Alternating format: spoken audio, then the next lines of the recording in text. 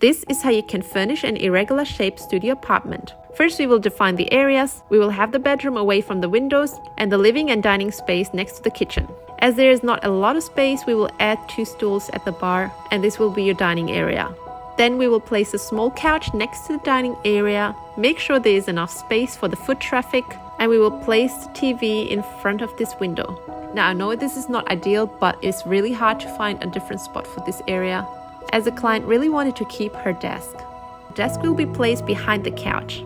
Then we will move on to the bedroom, and to create more privacy for the bedroom, we will add this Kallax shelf and place a large bed in this nook.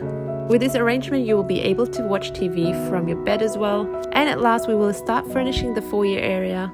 We will place 2 sideboards, some decoration and flowers, and a large mirror at the wall. So we will zoom out, and this is the final result. Let me know what you think about it, and this is how it looks like in 3D. Follow and like if you enjoyed the video, and leave a comment if you have more ideas on how to furnish this irregular shaped apartment studio.